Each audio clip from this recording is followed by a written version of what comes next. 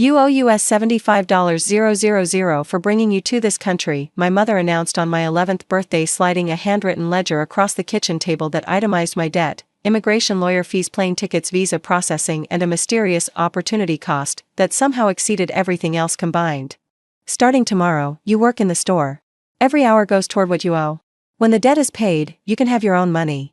I stared at the numbers, my birthday cake untouched, my child's mind trying to comprehend how I'd been transformed from daughter into debtor in the space of a single sentence. But what I couldn't have known then, what would take 7 years of unpaid labor to discover, was that the ledger was only the beginning of my parents' lies. And the family business I'd sacrificed my childhood for was built on fraud that would eventually bring everything crashing down. Let me tell you about the debt that wasn't real and the discovery that set me free. We came to America when I was 9. My parents, David and Margaret Huang, had immigrated from Taiwan with dreams that sounded beautiful when they described them: opportunity, education, a better life for their only daughter. We settled in a small city in California, where they opened a convenience store in a working-class neighborhood. The first 2 years were what I thought normal looked like. I went to school, struggled with English, gradually made friends. I helped in the store sometimes, the way children help, stocking shelves, sweeping floors, the kind of contribution that felt like participation rather than obligation. Then I turned 11, and everything changed. The ledger appeared without warning. My mother had been tracking expenses since before we left Taiwan, apparently. Every dollar spent on immigration, lawyers, documents, travel, the apartment deposit, the store's startup costs, was assigned to my account. The logic, she explained, was cultural.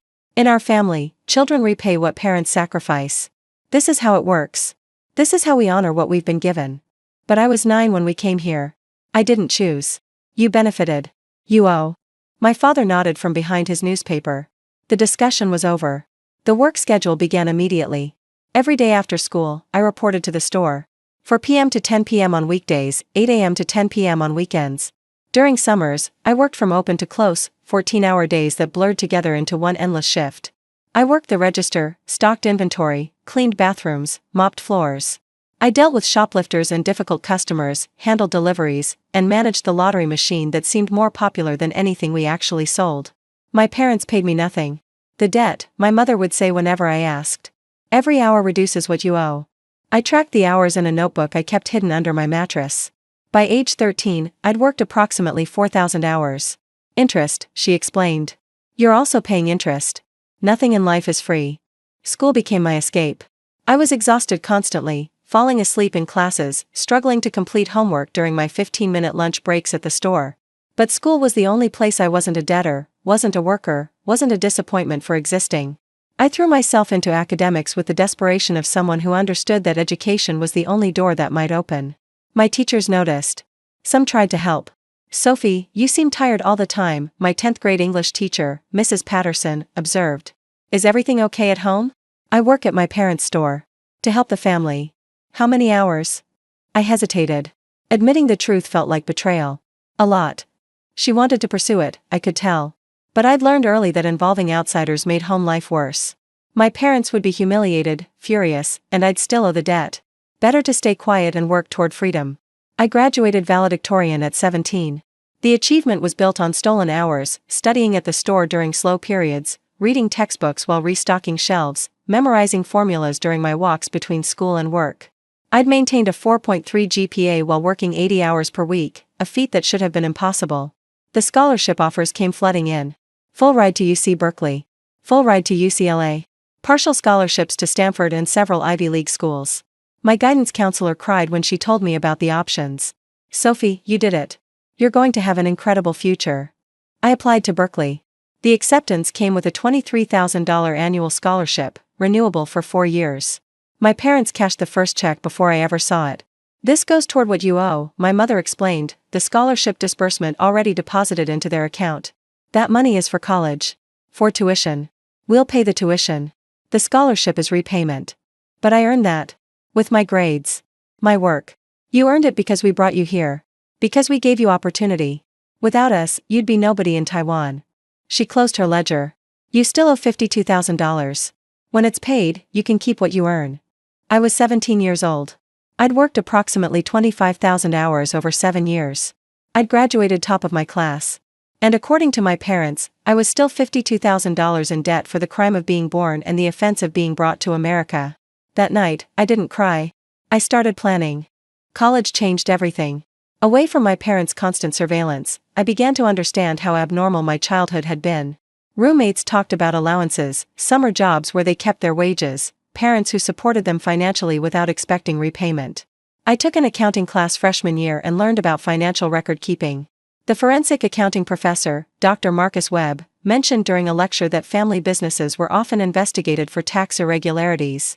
Something clicked. Dr. Webb, I asked after class, if someone suspected their family's business wasn't reporting things correctly, how would they investigate?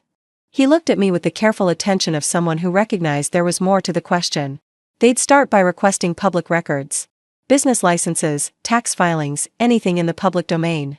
Then they'd look for discrepancies. What kind of discrepancies? Income that doesn't match reported revenue. Employees who aren't on payroll. Cash transactions that exceed what the business type would normally generate. I nodded slowly. Thank you, Sophie. He paused. If you need to talk about something specific, my office hours are Tuesdays and Thursdays. I started investigating during winter break of sophomore year. The store's business license was public record.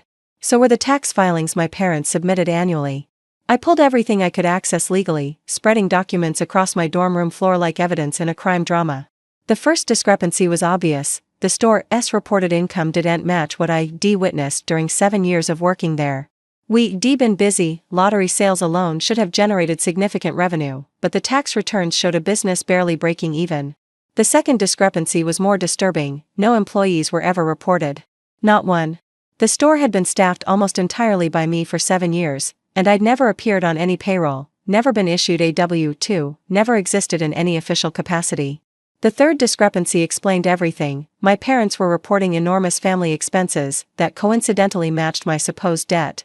Immigration costs, education expenses, child-rearing costs, all deducted as business expenses, reducing their tax liability while simultaneously creating the ledger they used to justify my unpaid labor.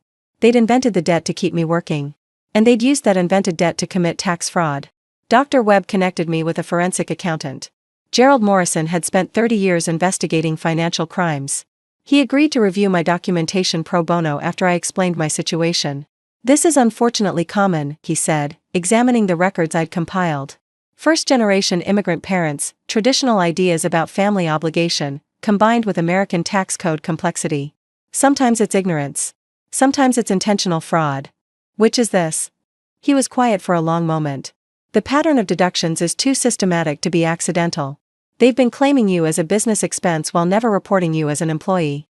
They've been deducting your supposed debt payments while simultaneously keeping the scholarship money that should offset the debt. He shook his head. This is intentional fraud that's been ongoing for 7 years. What happens now? That depends on you. We can report this to the IRS, which would trigger an investigation that might result in criminal charges. Or you can use this information privately to renegotiate your relationship with your parents. He looked at me directly. What do you want to do? I thought about the question. About the childhood I'd lost. About the $75,000 debt that was never real. About the scholarship money that had been stolen. I want the truth to matter, I finally said. Whatever that means.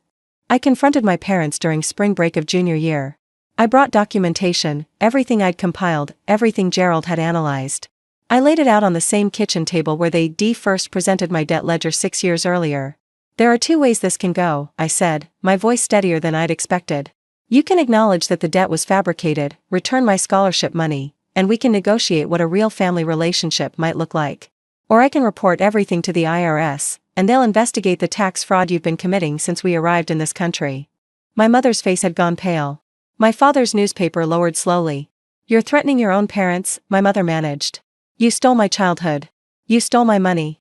You used me as unpaid labor and called it family obligation while claiming me as a tax deduction. I slid the documents toward her. The debt was never real. You invented it to control me. And now that I can prove it, we're going to have an honest conversation for the first time in 7 years. The negotiation took 3 hours. My parents tried denial first, the documents were misunderstood, the accounting was complicated, I was being ungrateful for everything they'd sacrificed. When I remained unmoved, they tried guilt. How could I threaten the family that brought me to America, gave me opportunity, loved me in their own way? You had me working 80 hours a week at age 11, I replied. You told me I owed $75,000 for existing. You cashed my scholarship checks without permission. That's not love. That's exploitation with extra steps. Finally, exhausted, they shifted to bargaining. The scholarship money, approximately $46,000 over 2 years, would be returned to me. My debt would be considered paid in full. They would stop claiming me as a business expense, which would require amending 7 years of tax returns and likely trigger IRS scrutiny regardless. In exchange, I wouldn't report them for fraud. I didn't report them. Not exactly. What I did was consult with Gerald about how to document everything properly, then put that documentation in a secure location. If my parents ever tried to claim I owed them anything again, if they ever contacted scholarship offices or financial aid departments to interfere with my education, the information would be released. It was leverage. Insurance. The kind of protection I'd never had as a child. The tax amendments triggered an audit anyway. 7 years of returns showing a business with no employees, huge family expense deductions, and suspicious cash flow patterns attracted IRS attention regardless of whether I reported anything. The investigation lasted 18 months. My parents were assessed approximately $127,000 in back taxes, penalties, and interest. They weren't charged criminally, first-time offenders, cooperative with investigators, willing to enter a payment plan. But the business they'd built on my unpaid labor was effectively destroyed. The store closed. They had to sell the building to satisfy the tax debt. I watched from a distance. I'd provided documentation when the IRS requested it, answered questions honestly, and otherwise stayed out of the process I'd inadvertently triggered. Justice isn't always clean. Sometimes it's just consequences arriving. I graduated from Berkeley with honors. My scholarship money, returned by my parents under our agreement, had been invested during junior and senior year. Combined with a part-time job where I actually kept my wages, I graduated debt-free for the first time in my life. The irony wasn't lost on me. The childhood debt that was never real had been paid in full with labor worth far more than $75,000. The scholarship debt that was actually mine had been eliminated through my own efforts. I was free. Really, actually free. Graduate school followed. Then a career.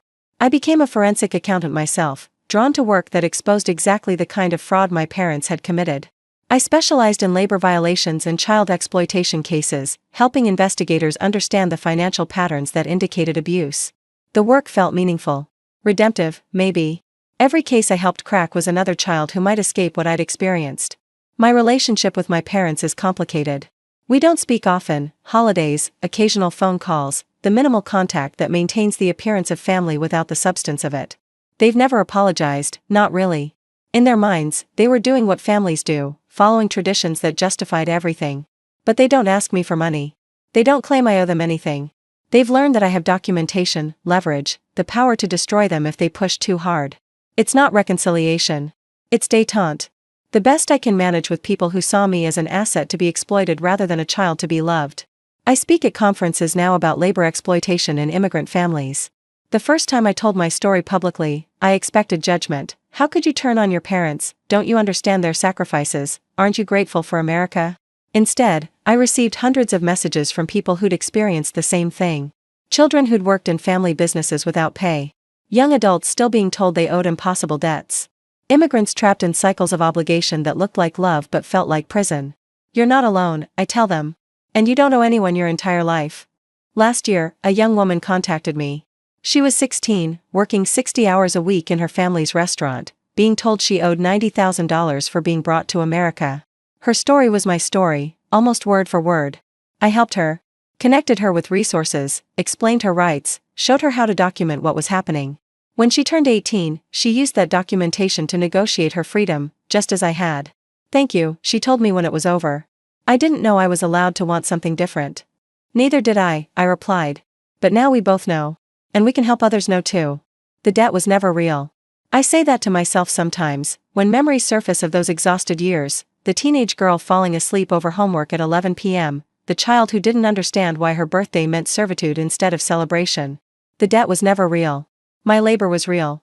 My lost childhood was real. My eventual freedom was real. But the $75,000 my parents claimed I owed for existing? For being brought to a country I didn't choose, to serve in a business I didn't own, to sacrifice years I'll never get back? That was a fiction. A control mechanism. A lie dressed up in cultural tradition to justify exploitation. I'm 34 now. I own a home, purchased with money I earned and kept. I have savings, investments, a career I built through my own effort. I have friends who know my story and love me anyway, a therapist who helps me untangle the complicated feelings that never quite resolve. I don't have children yet. Maybe someday. But if I do, they will never hear that they owe me for their existence. They will never work to pay off fabricated debts. They will know, from their first breath, that love isn't transactional and family isn't servitude. That's the promise I make to them before they exist. That's the cycle I'm determined to break. My parents are older now. Diminished. The IRS audit aged them, I think. The loss of the store, the business they'd built on my back, broke something in them. They live in a small apartment, surviving on Social Security and whatever they managed to save before everything collapsed. Sometimes I feel guilty about that. Then I remember the 11-year-old sitting at a kitchen table, being told she owed $75,000 for the crime of being born. I didn't create their problems. I just stopped being the solution to them. The ledger still exists somewhere. That handwritten record of my supposed debt, with its careful columns and fabricated line items. My mother kept everything, organized everything, believed in the legitimacy of her accounting even as it was exposed as fraud. I don't want to see it again. But I'm glad it exists. Evidence that what happened was real. That my memories aren't exaggerated. That a child was really told she owed her parents for bringing her to America, and that child worked 25,000 hours to pay a debt that was never legitimate. The ledger is proof. And proof is how I finally got free.